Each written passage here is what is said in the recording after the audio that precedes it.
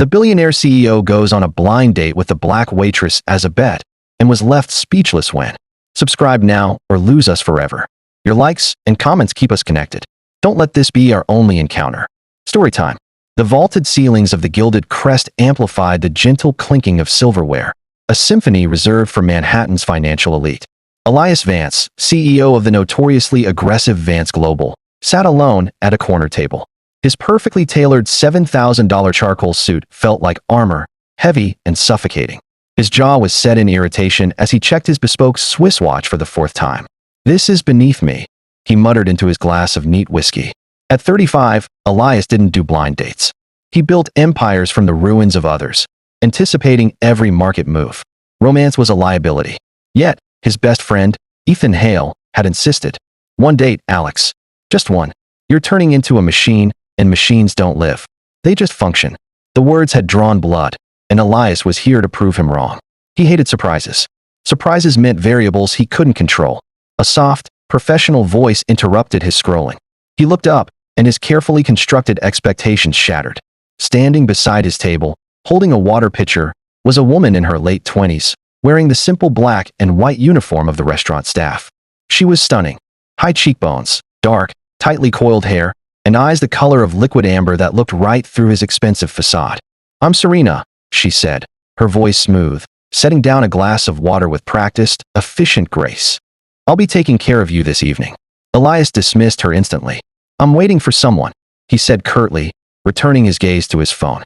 She was background noise, the help. "Of course, Mr. Vance," Serena replied, her tone completely even, devoid of the fawning deference he usually received. "Would you care for a starter while you wait?" "Come back," he said, not looking up. She left without another word, and Elias felt a fleeting prickle of something uncomfortable, something that resembled guilt. 20 minutes later, Ethan still hadn't shown.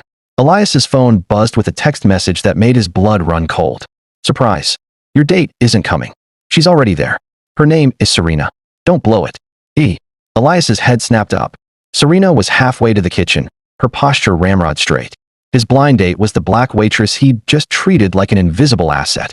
Humiliation, hot and sharp, coursed through him. His first instinct was to flee, but his CEO pride stopped him.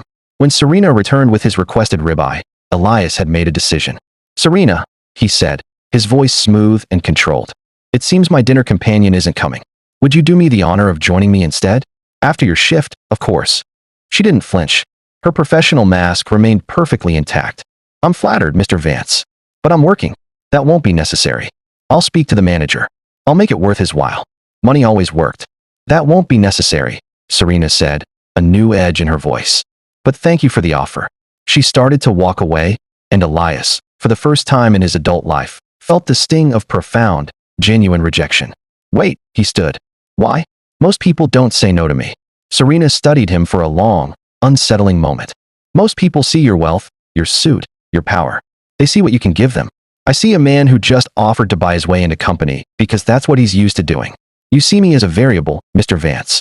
Someone you can simply acquire after your shift. I assure you, I'm not for sale." The word struck with the force of a physical blow. She turned on her heel and walked away, leaving Elias standing alone, his empire suddenly feeling meaningless. He spent the next day canceling meetings, an unprecedented act. He took the subway to Brooklyn and found her outside her small apartment building.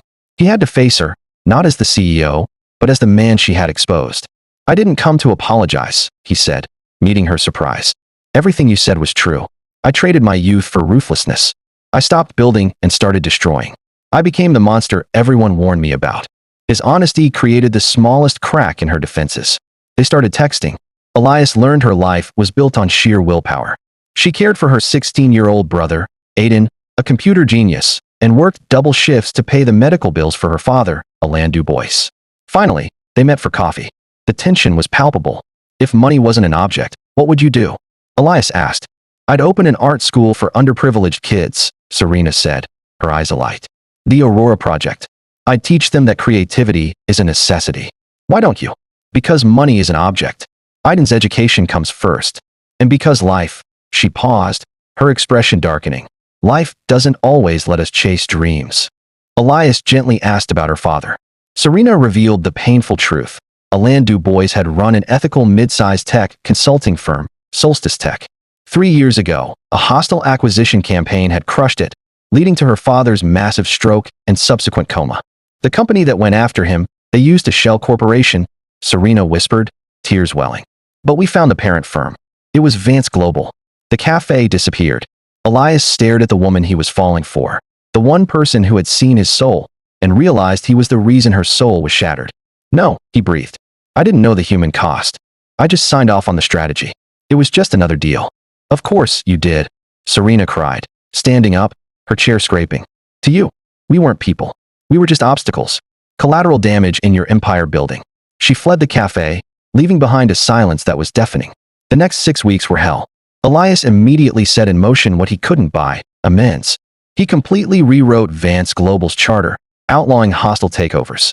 He arranged for Alain Dubois's transfer to Johns Hopkins and paid for every cent of an experimental neurological protocol, using a meticulously constructed anonymous medical foundation. He pulled every string he had to get Aiden an exceptional circumstances scholarship to MIT. He did it all without contacting Serena. He didn't deserve her forgiveness, but he owed her and her family redemption. Then, an email arrived from Aiden. Mr. Vance, I'm 16, not stupid. Heartless people don't set up fake foundations to help their victims. My dad is at Johns Hopkins. And Serena, she's miserable. Maybe she needs to know the truth. The following Thursday, Elias found himself back at the Gilded Crest. He waited until Serena's break and met her next door. I'm paying for your father's treatment, Serena, he confessed, his voice quiet. The foundation is me. An Aiden scholarship. I did that too. I can't undo the past, but I will make the future better than it was. Serena's eyes flooded with tears. You think money fixes this? You destroyed everything, and now you saved everything. I don't know how to feel about that. I don't expect your forgiveness. I don't deserve it. But that ruthless man is gone. You killed him when you called him out. I will spend the rest of my life trying to be the man you made me want to become. 3 weeks later, the call came at 2 a.m. It was Aiden. Alain Dubois was awake. Elias drove to Johns Hopkins the next morning. He stood by the bedside, facing the man whose life he had ruined. You're the one who destroyed my company, Alain Dubois said, his voice weak but clear. Yes, sir. And I am sorrier than I can express. Elias told him everything, from the business ruthlessness to the anonymous funding. Alain looked at him, not with hatred, but weariness. I had 3 years to think about what matters. The man who secretly paid millions to save a stranger's life isn't the same man who destroyed that stranger's company. People change, Mr. Vance. And my daughter seems to care about you despite everything. Alain looked at Serena, who was silently weeping. Don't ask me to miss watching you find happiness, too, even if it's complicated happiness. Elias knelt by Serena's chair. I love you, Serena Dubois. I fell in love with the only person who refused to be impressed by my money. Serena leaned in, her voice shaking. I hate that I love you.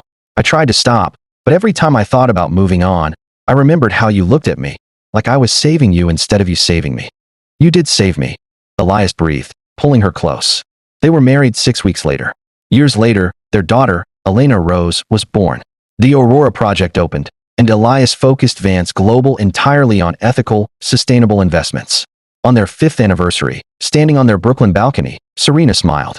You know what I realized? That blind date was the worst idea anyone ever had. Elias laughed, pulling her into his arms. Worst because of the history. Best because it led us here, to this messy, complicated, absolutely perfect life. Thank you for seeing who I could become instead of who I'd been. Serena squeezed his hand. Well, someone had to save you from yourself. Might as well have been me. If you enjoyed this story, kindly subscribe, comment what country you watched it from, and share right now. Without your subscription, we might never meet again. Your support means so much.